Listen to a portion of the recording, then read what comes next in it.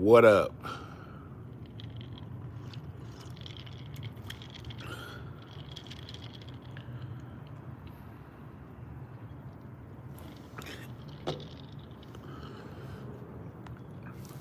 I was just listening to Rick James and Smokey Robinson. Ebony Eyes. Man, I bet you didn't know that.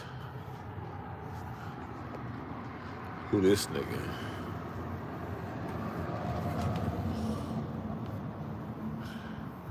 Come on in. What's up, Lou Starworth? I ain't seen you up here in a minute. What's up, Lou? What's up, Boris Shock?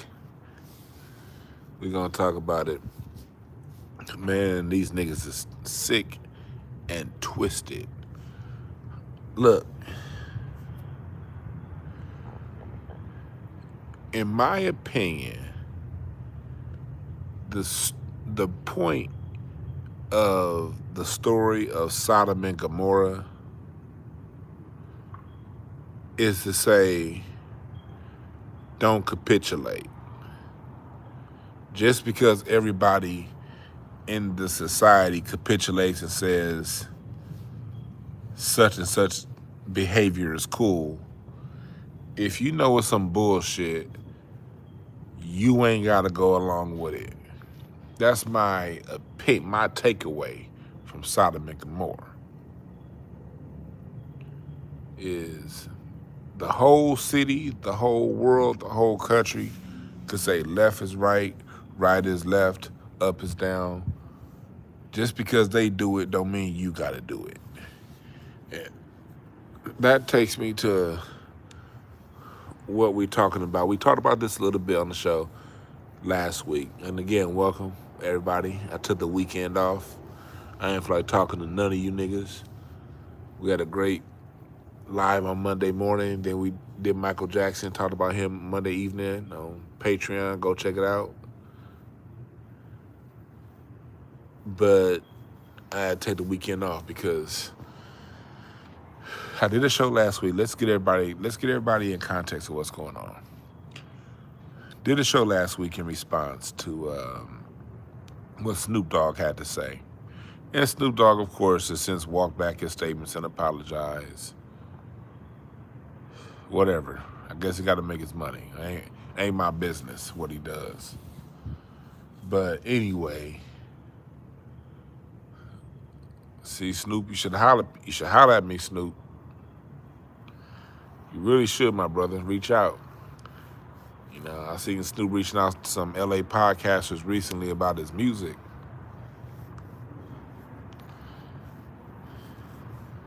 More of us out here that got love for you, brother. But man, I'm not even mad. But anyway, I still got Snoop's back for what he said. He said he took his grandkids to the movie, and it was 2 women, and he didn't want to. The kid asked him about, how'd they have a baby. And so basically what happened was a lot of people responded. Van Lathan was the main one that I talked about on my broadcast last week because he called out black men, saying that black men, we have to explain this stuff to children. And then he doubled down and said that we should explain this gay stuff. He didn't say the children. He said the small children, young children. Small children, we're talking about 3, 4, 5, 6 years old. That's a small child. That's a young child. Because an older child is at 9 and 10. That's an older child, 11. He didn't even say older child. He said small child. So he's talking 3, 4, 5 years old. You should be explaining gay shit to kids that young. So on Twitter, and if you look at the thumbnail of this show, the tweet that he responded to is on the thumbnail. Because what he had said was, he wrote a tweet saying that he basically believes adults should live in one world and children in another. And I responded and said, I agree with people like you. If someone like you that thinks it's cool to talk to children about this kind of stuff, I agree, you should live in a separate world from children. So he responded to me. He said, yes, I stand on it, and I believe we should talk to young children, small children, about gay stuff, basically about sexuality, so that we don't treat the gay kids like shit. And so that's how we want to start. Let me say something about this. Let me say something about this. Let me say something about that. Do you know how you can get people to be nice to gay people? The same way you get them to be nice to black people, the same way you get them to nice to be midgets, the same way you get them to be nice to tall people, short people, fat people, light skinned. You raise children and you train them to have respect for human beings. If a person is living, you have respect for them. If they dead, you have respect for the dead. You have respect is something that you give everybody. Now, when they do something to you, that's when you take respect away. See, these people are trying to get so high-minded and evolved. Let's think about this. Let's break this down. Okay, we train children about a gay 5-year-old, 6 years old. We tell them to respect gay people. Next question is, what makes them gay?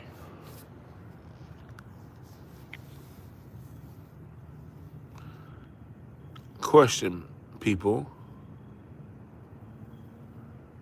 What makes a gay person any different from a straight person other than who they have sex with?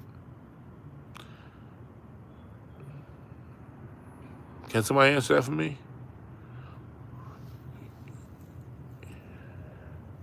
What makes a gay person separate from a straight person other than what happens behind closed doors?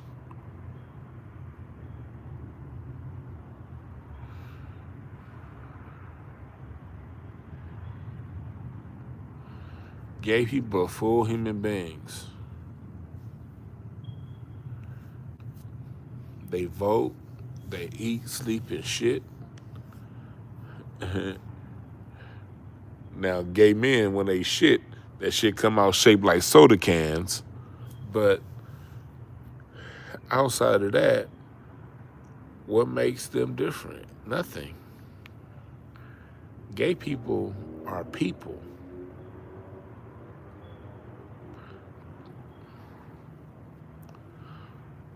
Javon, I asked a question. If you want me to get to the point, get the fuck out of here and come back later on and hit rewind, you stupid motherfucker. Back to what we talking about. So there is no exception. See, the thing is, these are people, and they do this while you're inherently teaching kids it's okay to be a respecter of person, to separate people, and to judge people based on that. If you say, okay, let's make an exception and be nice to these people because they're gay, now you just drew a dividing wall in. Okay, if I have to be exceptional to these people, there must be some other people out there that I can shit on.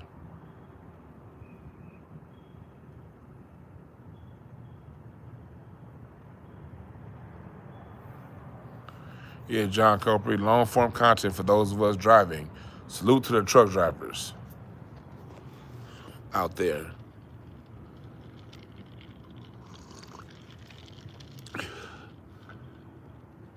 I don't believe in a world that people should have civil rights.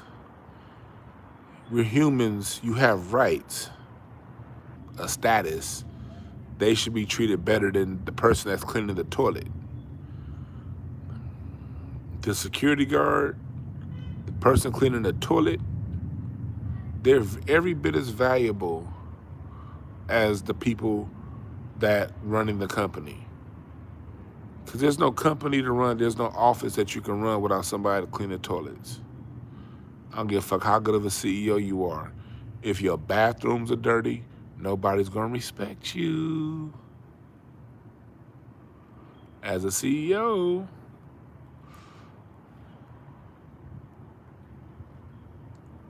everybody. And that's why I got such love for truck drivers. None of our conveniences here in this United States of America happens without our truck drivers. So I'm so glad to see. I like what the Trump administration is doing, even though that motherfucker Trump might be dead for all we know. We ain't seen this nigga. But at least they're cracking down on this shit, because I love my American truck drivers and I want y'all to get paid. You got to be away from your family. The truck drivers, if you think a basketball player, if you think LeBron James or Steph Curry is more important than a truck driver, then let it be a truck driver strike right now, and you'll see who's more important: your fantasy football team or that truck driver.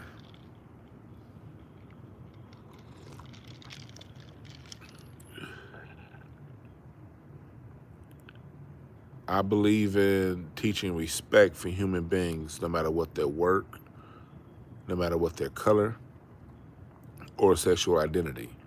So Lathan is going around saying that we need to have an exceptional respect for this group of people. And he's saying we should teach this to 5-year-olds. What makes this group of people different than that group of people? Who they have sex with. Why are you talking to a 5-year-old about who the fuck somebody's having sex with? That's grown folks' business. Matter of fact, I gave you 15 math questions to answer. Go answer them goddamn 15 math questions I gave you, little Jimmy. And have some respect. Treat the crossing guard at your school with the same respect and respect your teachers. How about that? Respect your principal. You call people ma'am and miss and sir. And if somebody happens to be gay, you're already going to have their respect for them. You could be a friend you grew up with that you didn't know they was gay. Then when they come out to you when they 16, 17, 20 years old, whatever, and say they're gay, you have the same level of respect for them then than you have for them before they came out and told you that. Why? Because they're humans and they deserve it. And they didn't do anything to disrespect you. Now, if somebody crosses the line and disrespects you, that's when feet gets to asses. Don't respect people who don't respect you.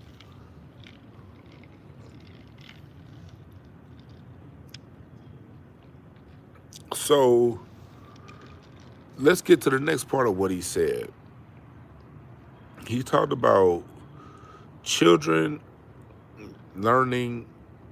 teaching children about sexuality so you treat somebody else nice. So what are you saying? Maybe that kid don't like that gay kid because they stepped on their shoes and didn't apologize.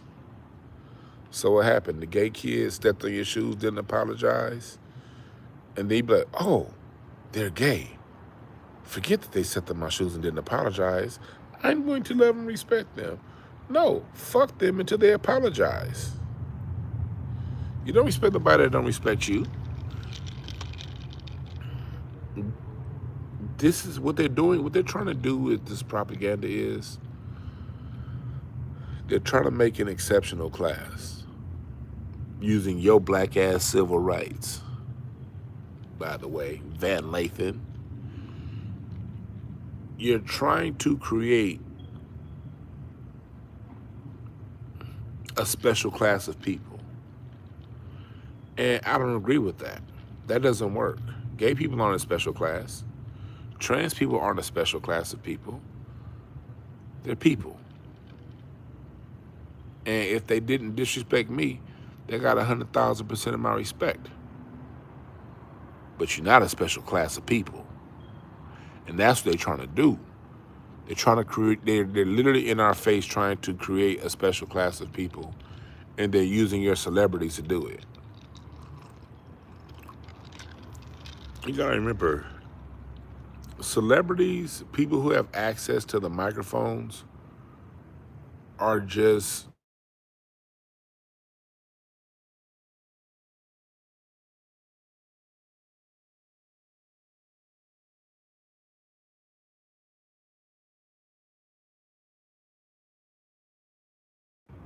I got these tenants calling me.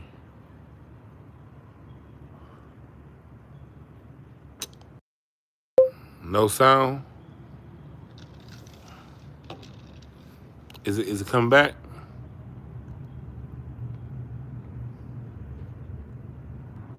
Can y'all hear me? Can y'all hear me? Can you hear me? Can you hear me? Can you hear me? Can you hear me? All right, cool. No. I have tenants calling me right now, and I'm not answering this shit. Like, I'm having an issue. I'm not having a fucking issue. These tenants are having an issue. I'm gonna be right back, y'all. I'm not right back. Felix speaks. Remind me in chat room. Remind me where I left off. I just gotta tell y'all this real quick. Can I tell y'all a quick little side story, and I'm gonna get back to Van Lathan. If my phone cuts out, it's because I have tenants calling me right now.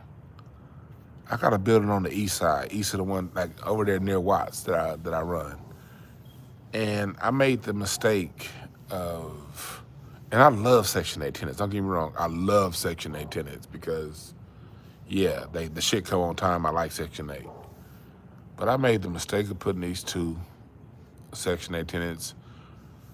I make very few mistakes. All right, people been living in my buildings for. I've been running and managing buildings for 15 years now. People don't move. I run a good. I'm a damn good property manager. I'm a damn good one. But I made a mistake with these two. Oh, I made a mistake. And the one that be having the worst attitude, blowing my phone up about 20 minutes before I went live. That's why I was a little late. And I didn't answer. It's Monday night. It's Memorial Labor Day night. I'm not answering that call. Then they text me, please call. Look, it ain't a goddamn thing I can do at 11 p.m. on a Monday night that 911 can't get accomplished.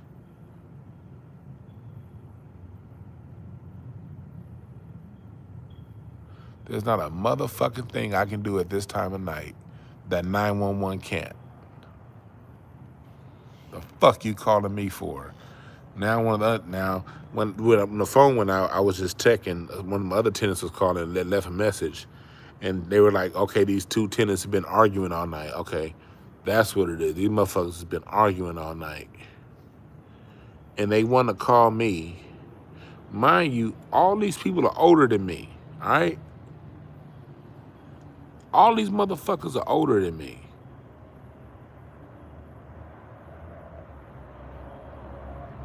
Oh, it is the first of the month. Nah, but that particular building, they rent ain't due until the 5th of the month. That building, they rent ain't due to the 5th. So I'm like, the fuck? I'm like, oh my God. Then I see right now it's over an argument. They're arguing over something. Okay. Finish your argument. Anyway, sorry about that, y'all.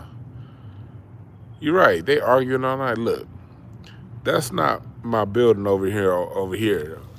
Man, this is my building over on Hooper, nigga. On the east side. Nigga, if you know Hooper, press the number 1, LA.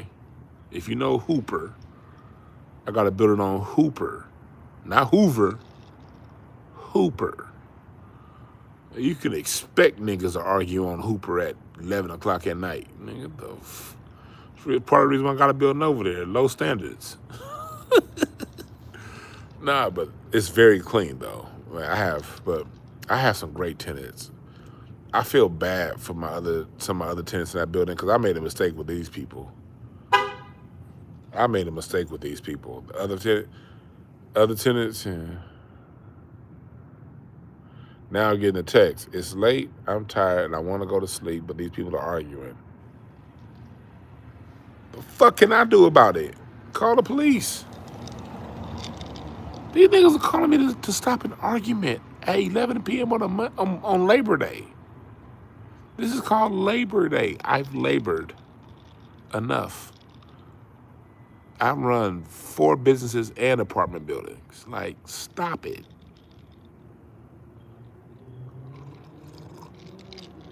Fetus piece, they snitching. Chill. Y'all see what I'm doing, right?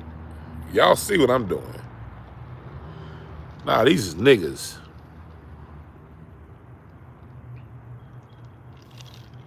These ain't Mexicans. These is niggas. I got some Mexicans in a couple of my buildings, but nah, these is niggas. This is an all nigga building.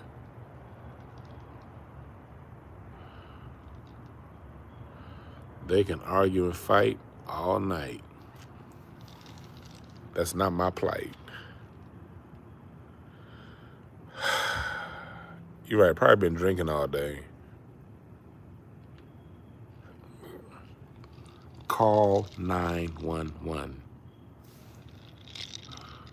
All right, where did I leave off? I'm sorry, y'all. I got distracted. Where did I leave off, chat?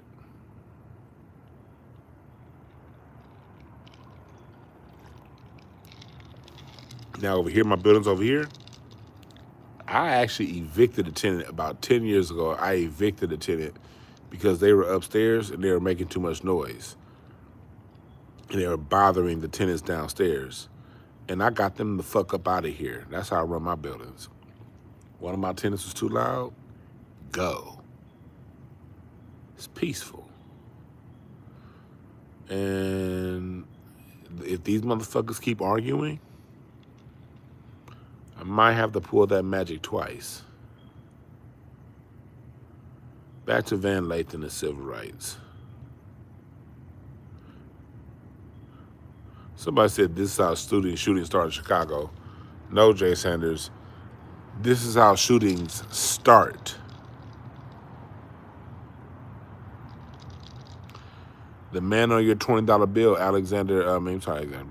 Andrew Jackson, was involved in over 100 shootouts, over 100 duels, and he's on your $20 bill. Sorry to inform you, my brother or sister, this didn't start in the hood. This is a human thing, and ever since humans have existed, humans have had problems with other humans. Anglos, Saxons, Berbers, Moors, Vandals, Visigoths, Cherokees, Olmecs, Mansa Musa niggas. Any human that's ever existed in human existence has had problems with humans they're in close proximity to. That's life. That's right, Cain and Abel. This shit's in the motherfucking Bible. They said there's 3 people on the earth. 4 people, Adam, Eve, Cain, and Abel. And persons 3 and 4 killed each other, if you believe the story. So, this isn't no disrespect to you, my brother, but this isn't one of those rooms you can come in and give the woe is me black people story. No. Black people get the fuck up too.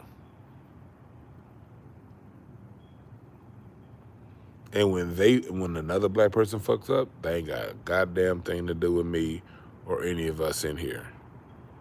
Those are 2 humans that had a conflict. Too bad, so sad. But it has nothing to do with me.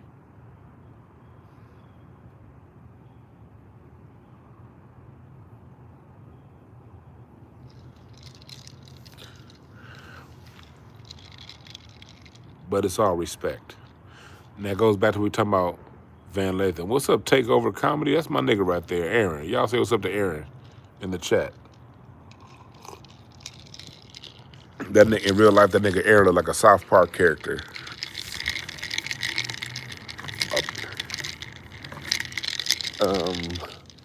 But back to what we talking about, respect. And Van Lathan, my weird ass with that shit.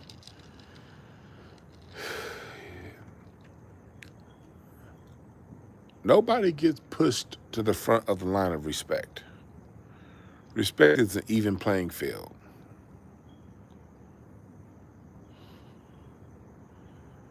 Respect is even. And everybody deserves it. What's up, DeAndre Mosley? It's always good with DeAndre Mosley in the chat. JB Furious. Appreciate y'all. Boris Shock, all y'all. If I didn't see your name, I can only read them. Those are the only names that's calling on my screen right now. But respect to all y'all. What up, man? Yes, sir. Yeah, so that's what we talk about when it comes to respect. Everybody gets it.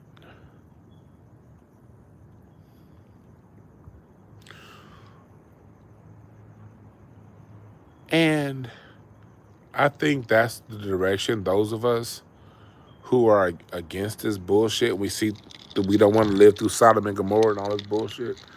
I think that's where we take the narrative.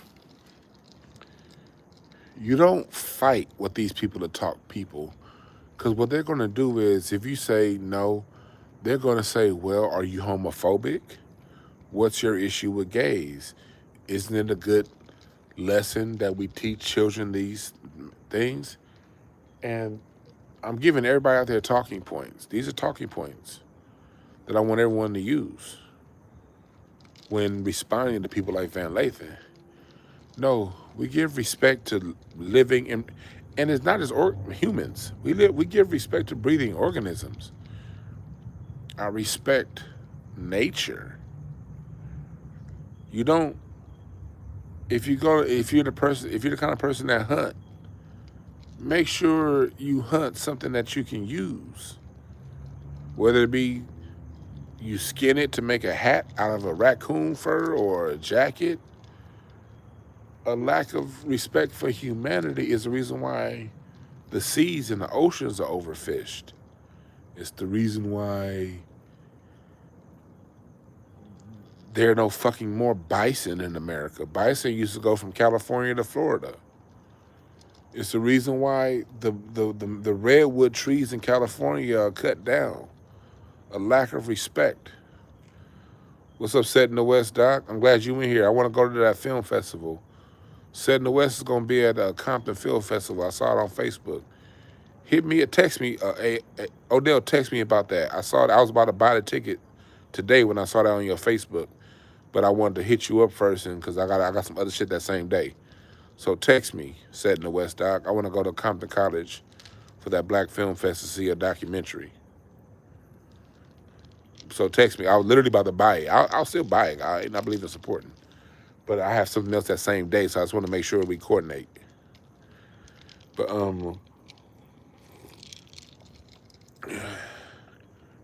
yeah. But this whole, you're making a people exceptional when you say, okay, respect them because of their sexuality. No, I think what we need to be heading towards is humanity is a respect for Earth. And that's what Michael Jackson talked about in Earth Song and Heal the World. These songs were about respecting Earth. You don't litter. You don't litter. I used to litter a lot. Now it's like, I'm gonna find the trash can. You don't litter. You respect the plants. Because plants are living, breathing organisms. Without them, we don't get oxygen. Without the plants and the trees, we give them carbon, they give us oxygen. Respect your car, if you have a car. Get the oil change on time. Put the right gas in it. Don't be bumping people on the road. Don't drive it too hard. Don't hit the brakes too hard. Respect. Man, dude. Respect people. Respect the animal life. Like I say, if you're going to hunt, like when I go fishing. When I go fishing, I eat everything that I keep. Yes. If I catch a carp, I'm throwing the carp back up in the water. I ain't eating that shit. I went fishing a few months ago. I caught like a little baby ray. I don't even about fucking ray.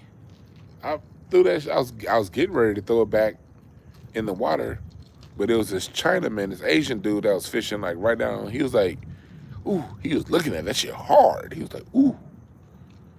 I was like, you want this? But them Chinese folks, they put that shit in soup. I wasn't gonna eat no fucking ray. I was about to throw that shit back in the water, but the Chinaman wanted it. You can have it.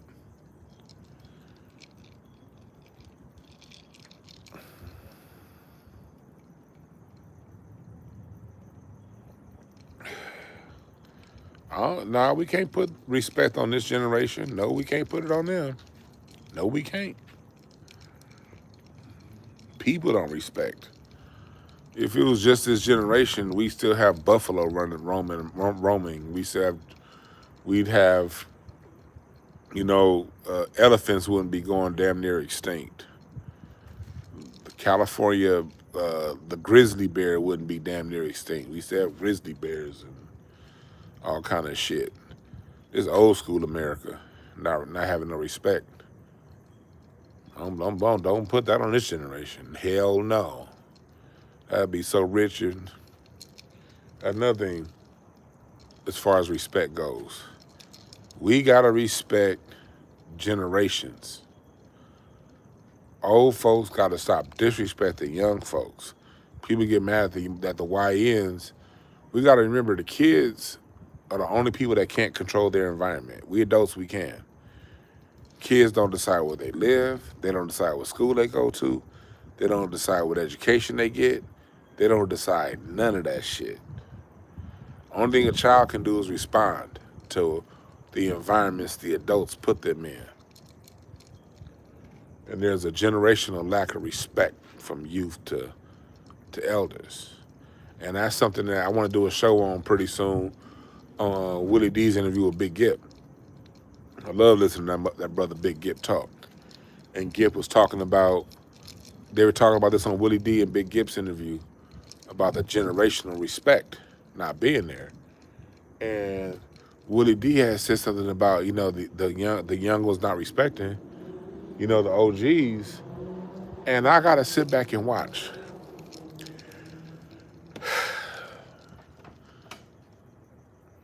I have to, whenever I listen to hip hop talk about respecting the elders, outside of a few people here and there, I generally cringe when I hear hip hop talking about generational respect. Because I grew up on the hip hop generation. I grew up in two worlds. I am hip hop. I am the generation. I grew up on that second generation of hip hop. Cube, NWA, Public Enemy was my intro into hip hop. Down through Death Row and Def Jam and LaFace. That era, that's where I came up in. But I really got into 70s music in 95, 96 when I started playing the drums. So by the time I'm 15, I know all the members of Earth and Fire by the time I'm 15. Okay, there's Verdine on bass, there's Fred on drums, there's Al McKay on guitar, there's Ralph Johnson played the drums on this song, Maurice White, Philip Bailey, the Phoenix Horns, Wolfork, Romney Davis. I knew the members of Earth and Fire Parliament Funkadelic just as well as I knew them better than I knew the members of Wu-Tang. At that time. So I saw hip hop come up and I saw the old folks shit on hip hop. And I saw the hip hop generation have no respect for the old folks. I saw this when all this was going on in real time. So when I got to college and I studied music history and I studied the history of bebop, I told my college professor, his name was Mr. Keith Piedmont. He taught at Santa Monica College. When he was teaching me about bebop and the resistance movement that bebop was and how the old folks from the swing generation disrespected it, I raised my, I said, Mr. Piedmont, so you telling me that bebop went through the same thing as hip hop? I was like, yeah. So when I teach these lessons to y'all about bebop and hip hop, these were realizations I came to at 18, 19. I'm 44 now. I've understood the correlation between hip hop and bebop and black music longer than I didn't. But I said that to say it comes back to respect. And we as black people, we have generational respect issues. And that goes back into what Glenn Jones, I'm not Glenn Jones, Van Lathan, I said Glenn Jones. Because person put Glenn Goins down there, Archangel, yeah, the live version. Well, Glenn, are you fucking me up, Archangel? That live version of Mothership coming with Glenn Goins, yeah. But anyway, with Van Jones, that goes back to what he was talking about, teaching kids respect. Respect is respect. And we have an issue with respect between generations. The old folks always, with the gray beards like mine, want to talk shit about what the kids don't do. Well, the kids this and the kids that, and the kids this and the kids that. Well, the kids grew up in a world that your ass created for them. I see the shortcomings of the younger generation, but I also know that as an adult, what have I done to change the conditions for them to be that way? I've done my part, but that's obviously not enough. So who the fuck am I to judge? I'm not about to be like them old folks when I was a kid. I remember being a teenager and in my early 20s wanting to learn, always having respect for adults and wanting to listen and hearing adults. These kids these days, they don't want to know nothing. These kids, these gays don't want to learn. These kids these days play too much basketball and listen to too much hippity hop, hop, hippity hop. These kids. Meanwhile, I'm the kids. I'm 15. Nigga, I came to you to get some wisdom. And instead of you giving me wisdom, you talking about what these kids don't want to do. Like, nigga, I'm here to get the fucking wisdom. And I remember being 14, 15 years old, 16, thinking like, man, I ain't gonna be like these crusty ass old niggas when I get old. And I've held true to that promise. I ain't gonna be like these crusty ass old niggas.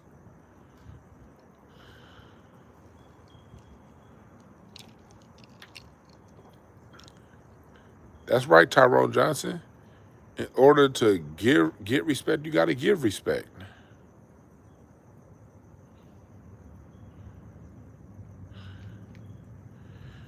That's what my father taught me. So that's what thank God I was salute to Labor Day, man. I was kicking it with my dad all day. I barbecued for my parents and today for Labor Day. And my parents, I got them to actually do a Labor Day barbecue on Labor Day because they so used to doing shit on Sunday. They so used to doing shit on Sunday because they worked their whole life. Like, y'all retired. Do it on Monday, parents. Y'all retired. Y'all ain't got shit to do Tuesday. And my mom and my dad was like, you're right. I said, y'all only did it Sunday so you can, because you wanted a day off on Monday so you can work on Tuesday. You don't work anymore, parents. And my parents was like, yeah. So my dad came by this morning and dropped some meat off for me to put on the grill over here. I barbecued here at my crib. And me and my dad was just talking, man, about this kind of the same conversation. And my dad used to always tell my dad raised me this way. Because my dad is smaller than me. I'm big. Like, my dad, 5'8", buck 50. Same size he was in high school. Buck 40, buck 50. 5'8". Nigga, I am 6'2", 330. I ain't the lowest I've been weight wise is since the 11th grade was 310. That's the smallest weight I've been since I was 17. I haven't been a pound under 310 since I was 17. No, I was 303 in high school. I take it back. I got to 310 my senior year in high school, and I ain't been a pound below that since. And my weight fluctuates between 310, 330. Very agile, very quick, very athletic. But my dad, being a smaller guy and a black belt,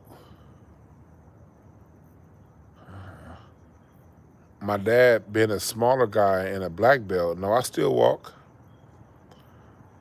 I walk about 15,000 steps a day, Bruce. I walk about 15,000 steps a day usually. But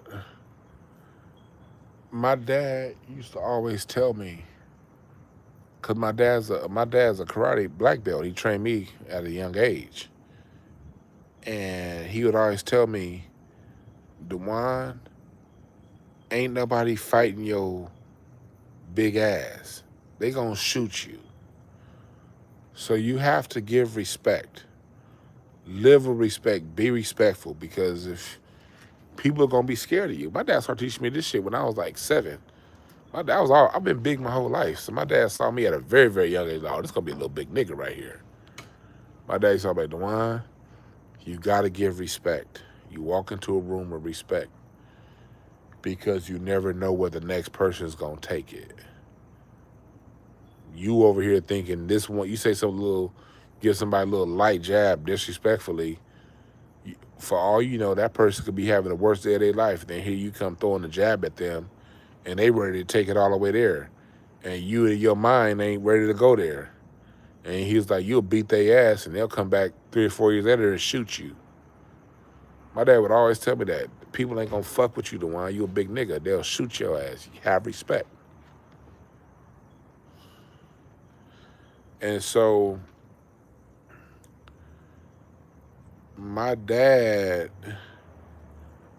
trained me that real young. While he was teaching me how to fight, he said, never use this shit. You a big nigga. People ain't gonna find out how good your hands is. They'll shoot you. And I grew up in a neighborhood where a lot of people got shot and killed. I've seen people get shot and killed in front of me. By the time I was 9, yeah, respect it is.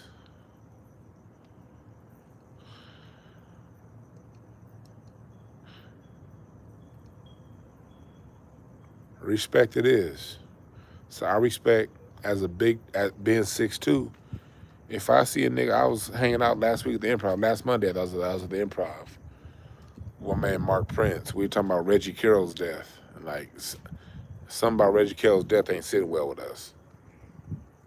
But we was talking about like how, and my man Mark Prince, he like 5'7", 5'6", and we was talking about Cat Little Ass and all these little ass niggas. And they was just talking about all these stories about how like niggas be challenging them because they little. I'm like, man, I ain't never. First off, little short niggas are angry. I ain't fucking with you little 5'6" niggas. Think about this shit. If you a grown ass man, and you 5'6", 5'5", you been spending armpits and balls your whole life. You a bitter, angry little nigga. I ain't angry enough to fight a nigga that's 5'5". I'll beat your ass and you'll keep coming. I ain't got time for that. I'm a jolly ass fat nigga, man. I ain't got time for that. You little ass niggas are dangerous. Little bastards. Oh, I'm good. I'm not about to be wrestling a little 5'6" nigga. You'll knock that nigga out and he'll wake up and be ready to fight again. Hell no. I'm going to let you, man, just go ahead and beat my ass so it's over with, nigga. I'm tired of fighting you. You little angry midget. But I give little, You give respect. Going back to what we talked about originally with Van Lathan. You give respect.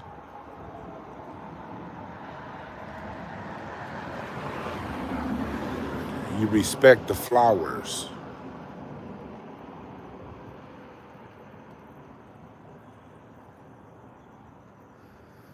I ain't fighting no little ass niggas. Aaron, you never met Reggie? Oh yeah, you always out in San Bernardino. That's why. Yeah, Reggie was like a big bro to me. When I met Reggie, my first month in, I met Reggie Carroll 1 month in, or doing stand-up comedy. About 1 month in.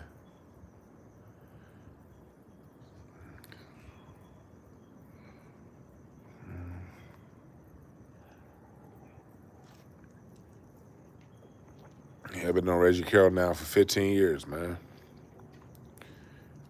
I told you before, and I met the person that they say shot him. That's like one of my dearest friends. Her people. She's very close to him. I don't know him like that, but he got me into the Cat Williams show last year when he filmed his Netflix special out here. I was backstage because of him. So it's weird, but Reggie was always one of those ones to encourage me to tell the truth because he saw how they was. How you know how these comedy bookers are about niggas that tell the truth like me. Yeah, I spoke on. I'm not speaking too much on what happened with Reggie. I don't know, like the story that we're being told about how Reggie Carroll died doesn't sit well with me. But at the same time, I'm not gonna be on a Billy Sorrell shit either. I don't know nothing. So I'm not about to be sitting out here and just be like, well, this happened, that happened. I have been told some things. I take it back. I've been told some very strong speculation from people who are close to people within that camp. I'm close to a lot of people. I'm close. I'm extremely cool with a lot of people in that camp.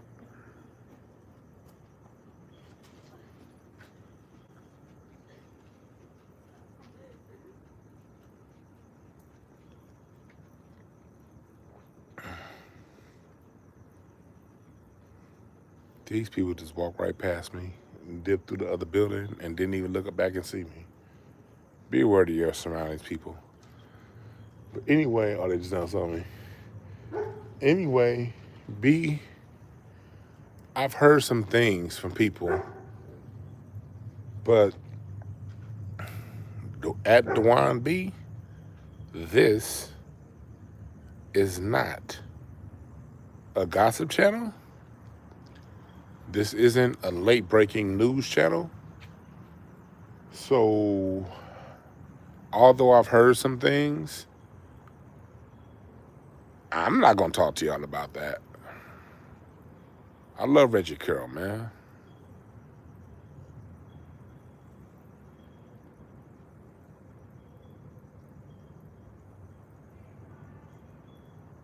He's been on this channel before, about 2 years ago.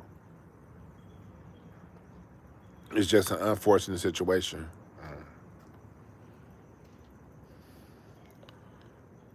I'm not about. I'm not about to. I'm not about to. I'm not about to speculate.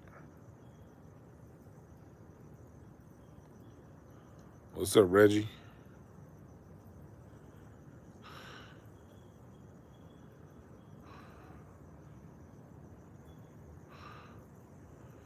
Yeah, man.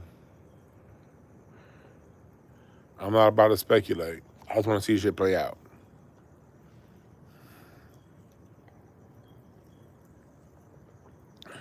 I just want to see shit play out. But back to this old cis ass shit Van Lathan talking about.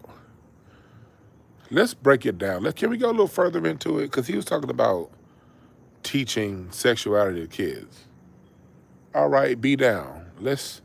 Can we break that down?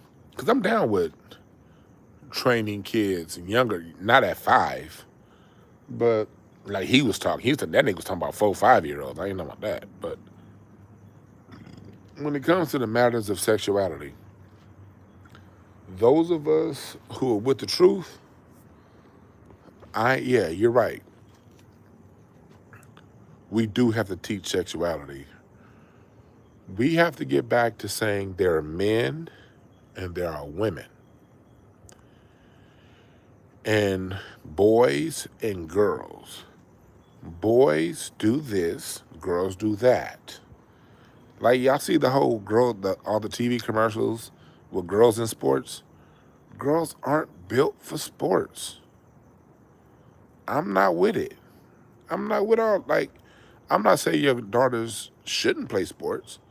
I'm cool with teenagers and younger kids because sports teach cooperation. I'm cool with children playing sports.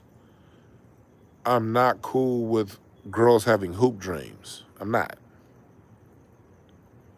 I'm not all the way cool with boys having hoop dreams. Like, we have bigger things to accomplish in society than basketball and football. The only reason why I've sort of backed off on that a little bit lately is because there's so much money for teenagers in sports now. So if your kid is really good and they can make some money at it, why not pursue it? But the rest of your kids, they ain't gonna be shit. They ain't getting no NIL deals, none of that.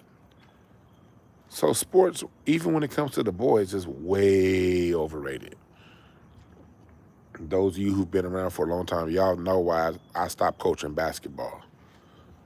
I stopped coaching basketball when I told one of my boys, who's now 29 years old, damn, this nigga Nick is 29 years old. But back when this particular kid was 20, when he was, how old was Nick at that time? 13? 14? I think Nick was 13. I told him, and he's like a writer for a TV show now. I was talking to him about what it takes to be a pro because I had, coached some people that got to the pro level. And I was like, to get to being a pro, you really want to be a pro, you got to make at least 200 free throws a day. And you want to make at least 500 jumpers a day. Not take, make at least 500 jumpers a day. And then you're going to have to still do strength and conditioning. And then you're still going to have to go to class. So basically, you're going to have to dedicate 4 to 6 hours a day outside of school and outside of practice to basketball. And I was telling a lot of my kids that you're going to have to commit at least 4 to 6 hours a day outside of practice to basketball. And then one day when I was talking to Nick, I heard myself speaking. And I was like, damn, if these kids do anything 4 to 6 hours a day outside of their studies, they're going to be great. If they learn programming, computer programming, 4 to 6 hours a day, engineering, hell, plumbing, if you dedicate that kind of time to your craft, you're going to be amazingly good at what you do. And so I was like, if they dedicate that much time to basketball, they're not going to make, there's a very small chance that they make pro. Even if they make pro, unless they're a superstar, pro athletes don't make enough money to live on the rest of their life. 2/3 of them don't. See, niggas will look at a Steph Curry deal, you look at a James Harden's deal and think they all making that. No. It's 2 niggas on a team making money that they can live the rest of their life on. The other 10 niggas, they're making enough money to hopefully be able to still have that Mercedes they bought by the time that they're 30. They're not making money like that. It's set up that way. And so that made me changed how I spoke to children about sports and basketball. Now, you're trying to get girls on that path.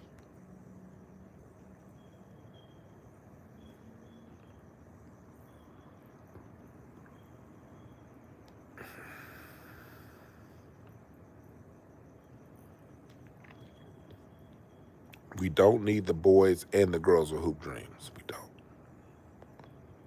We just don't. I don't watch women's MMA. I don't watch women's boxing. I don't give a fuck what nobody say. I ain't about to watch two bras punch themselves in the face. Call me a chauvinist all you want. I'll stand on it. Whatever. I ain't about to watch two women fight.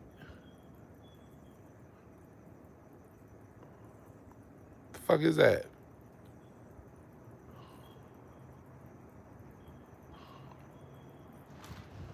I'm about to watch that shit. The fuck kind of society we in? We gotta teach home skills. We gotta teach masculinity is something that needs to be trained properly. The reason why so many men are toxic, the reason why so many bitch ass niggas, is because manhood wasn't taught to them properly. We've gone from not teaching manhood properly to going on and saying, hey, little Jimmy, you might just be gay. No, little Jimmy just sensitive. He ain't gay. There's sensitive men out there, but you still a man. Your sensitivity is something for you to push through.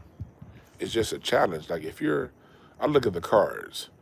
If you are 10 of clubs, most of them 10 cards are sensitive. 10 of hearts, 10 of clubs, 10 of diamonds. They the biggest ego having sensitive ass niggas. If you're a 10 of diamonds or if you're a 10 of clubs, you a sensitive ass nigga. If you're an ace of hearts, 2 of hearts, you a sensitive ass nigga. That don't mean you gay.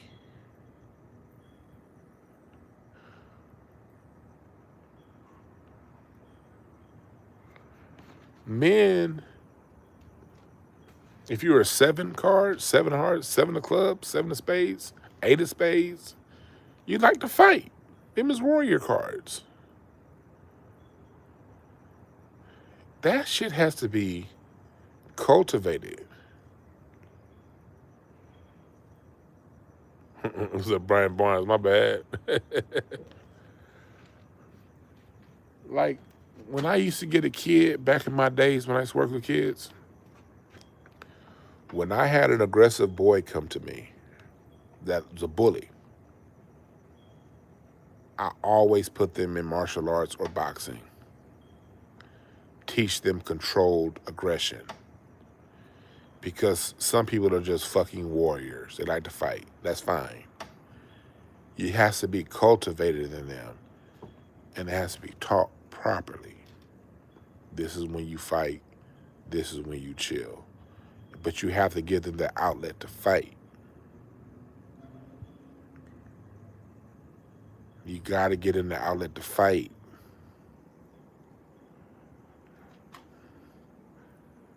You got boys that are sensitive. You know why they're sensitive? Because if you're a 10, 10 of diamonds, 10 of hearts, 10 of clubs, you feel your environment. You feel everything. They're not sensitive because they're gay. They're sensitive because they feel everything. And feeling is a receptive trait. And receptive is what is a feminine trait. But you have men with these feminine traits of receptivity, sensitivity. They feel everything. You don't feel everything because you feel like sucking a man's dick. You feel everything because you're probably very creative. And you gotta take that feeling and turn it into something. Turn it into art. Turn it into creation. Turn it in and sculpt that feeling into something tangible that the rest of us can enjoy. Michael Jackson It's a 10 of hearts. Very sensitive. He felt his whole environment. Very, very, very sensitive. Michael Jackson is extremely sensitive. But what he did was he took that sensitivity and he used it to interpret his environment into song. Lionel Richie, 10 of clubs. Very, very, very, very, very sensitive. But he used that to create music.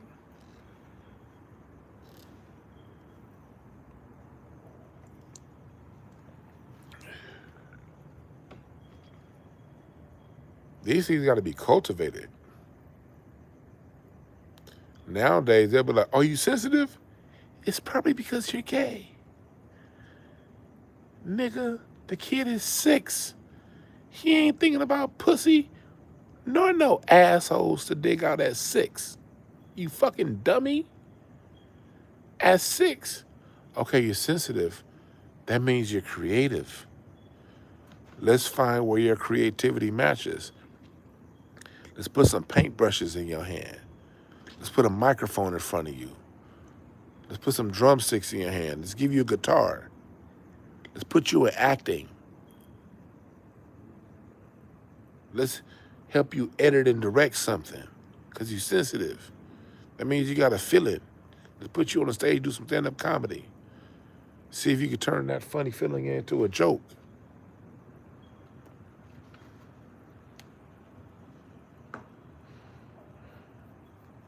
You see how that works?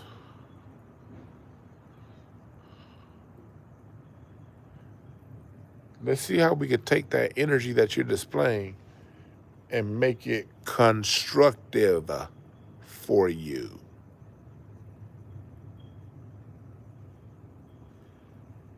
But no, you got Van Lathan and all these people saying no. That means you're just that way because when you're 16 and 17 ready to have sex, you want a dick in your ass. Let's talk about putting a dick in your ass. What? That's what you niggas sound like groomers. You people talking like Van Lathan, y'all sound like groomers. Oh, you don't, yeah, we gotta teach you about sexuality because you're a little sensitive and you cry a lot. You cry a lot.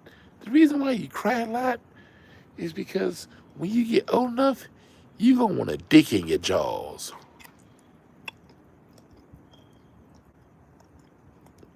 That's why you cry a lot. So let's go ahead and talk to you about that eventual day. I know you're only 6 years old, but whenever you start having sex in about 10 years, you gonna want your anal glands rubbed out.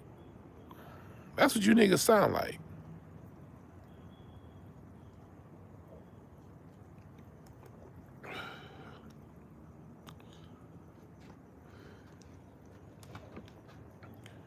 But we adults, we ain't got no business falling for this shit.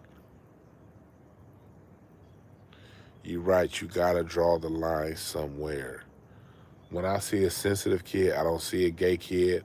I don't see a straight kid. I don't see no fucking sexuality in a 5-year-old.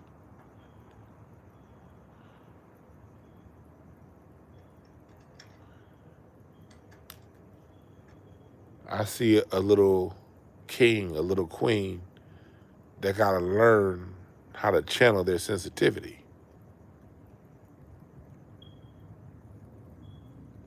You dig?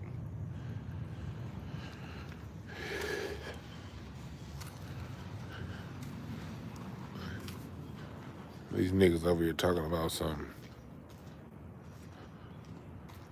kid sexuality. No.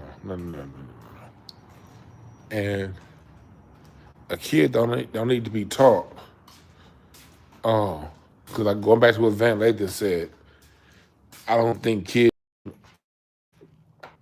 need to be so they're not teasing other people who got 2 mommies. You know something else? The kid that got 2 mommies, you know what they're gonna have to deal with? Because we live in a country that talks a lot of shit. they just gonna have to deal with them jokes. Kids are mean as fuck.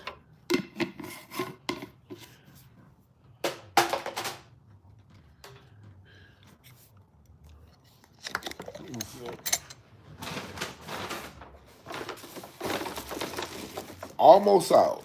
I'm almost out.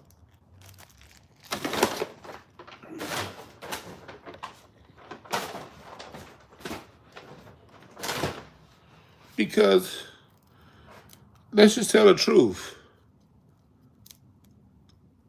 Let the kids be right. Let the kids be mean. That's just what it is. Let the kids be mean.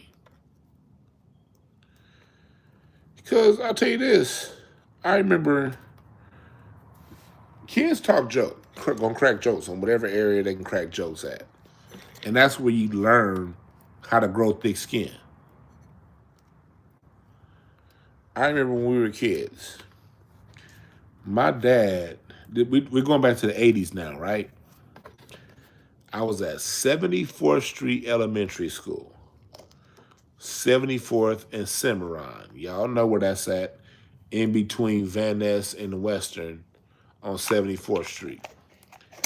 I was at 74th Street Elementary, and my dad had a Cadillac, a black Cadillac.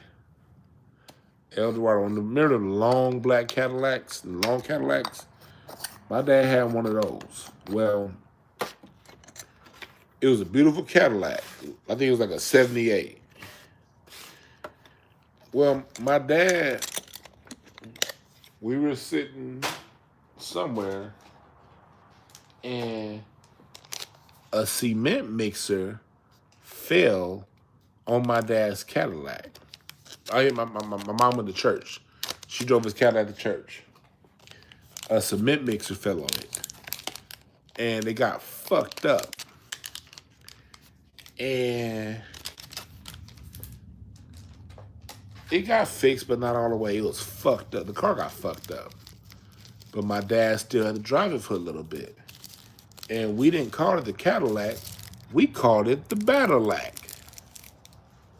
I don't know who came. I think my brother came up with that term, the Battleilac. I think it was my brother. And the Battleilac was fucked up. It went from being a beautiful car to a fucked up car.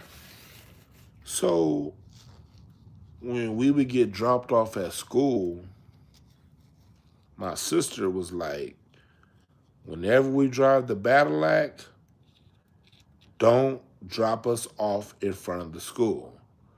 Drop us off on the backside. Drop us off down the street. Do not drop us off in front of Coliseum not Coliseum, in front of 74th Street Elementary in this fucking Battleilac, because we gonna get clowned. And then what did my dad do the next time he came up? Dropped us off right in front of the school in the Battleilac. And we got clowned so hard. And them kids, black kids, boy, we some mean motherfuckers, boy. Let your car be off point, any of this shit. And we got clowned. And we got clowned hard.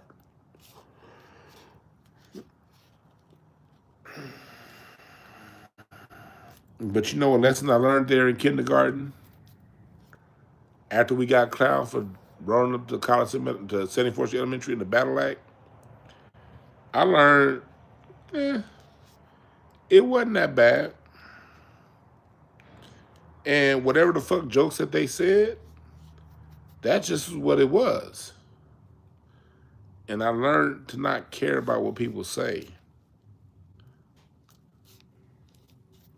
You know? Those are learning lessons.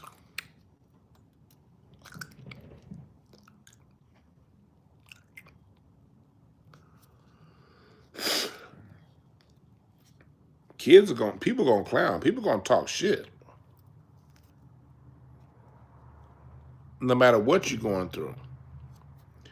And if we live in a society that everyone gets to talk shit, to everybody except for the gay kids. You know what's going to happen to the gay kids? The other kids are just going to find something else to talk about and destroy your child's confidence. Okay, you tell everyone, well, okay, let's make this exception for gay people. Let's not talk. Let's make this exception for this small group of people.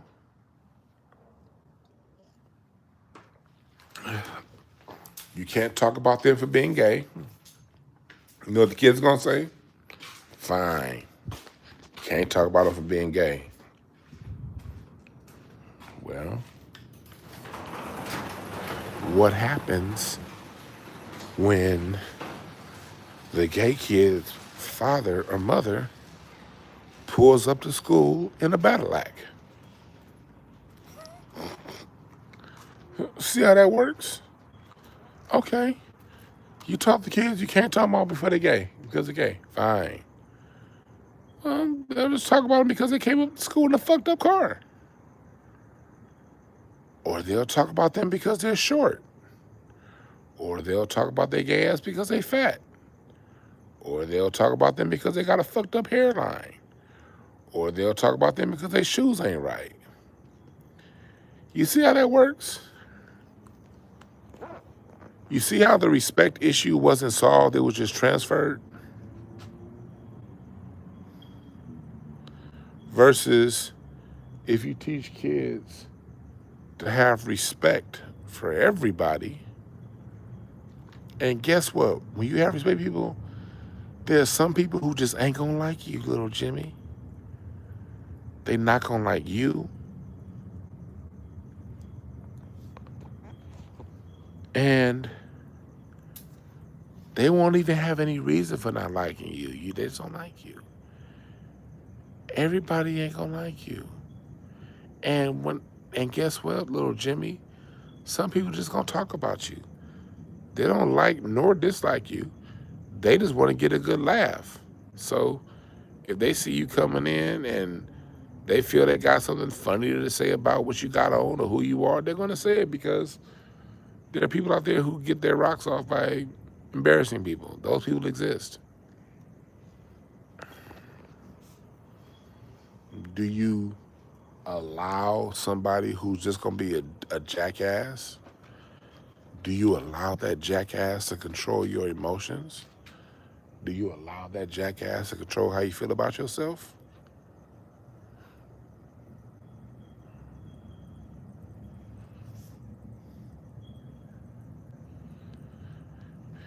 You see how that works?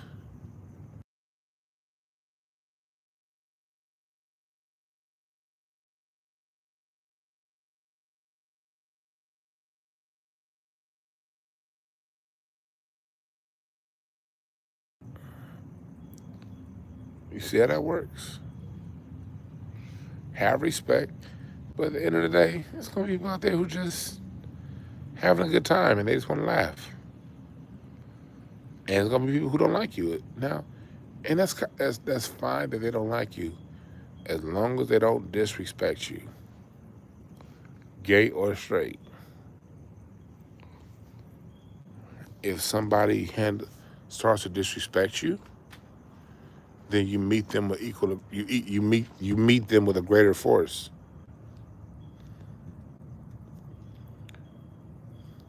Whatever force somebody disrespecting you at, you meet them at a greater force. Because everybody ain't gonna like you. Everybody ain't gonna respect you. So some people you're going to teach them how to respect you.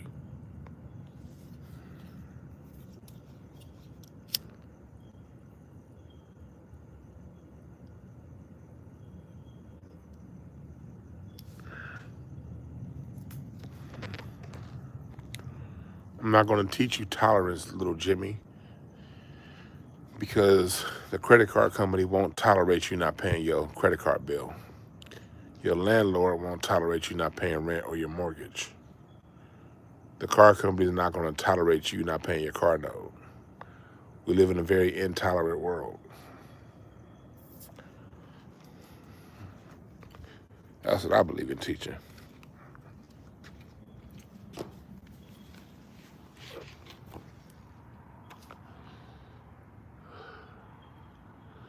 There is no tolerance.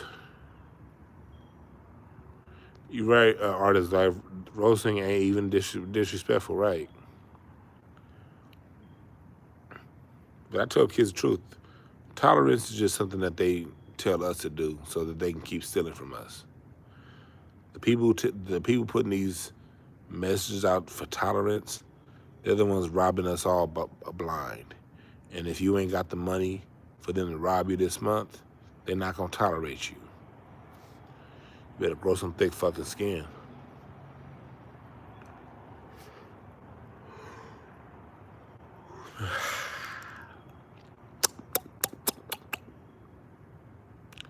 I've had fun tonight. I'm gonna come back live with y'all tomorrow, but I had to take this past weekend off. Felt like minding my own black ass business for a while, you know?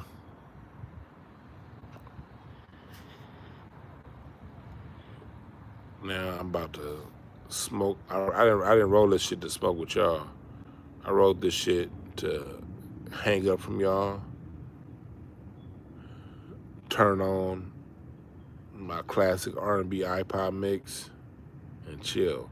And if you're on Patreon, you have my classic R&B mix. Over 900 songs curated, mellow mood music. It's all on my Patreon. If you have that, I have that mix up there, classic R&B.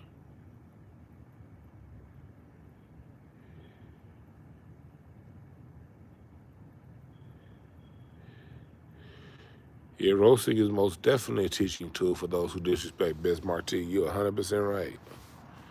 Roasting is a teaching tool. You don't want to respect me? I'll learn you today.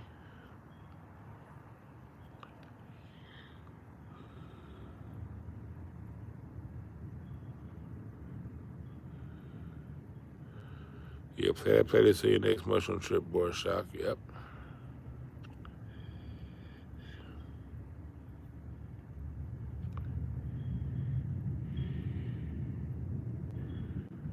So Brian Barney said he was playing Midnight Star. Play another slow jam. This time make it sweet.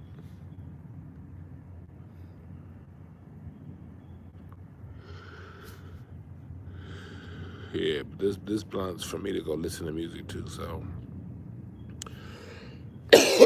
thank y'all again for listening. We'll be back tomorrow. Alright. Go to Patreon right now, patreon.com/DwannB. Y'all have a good one.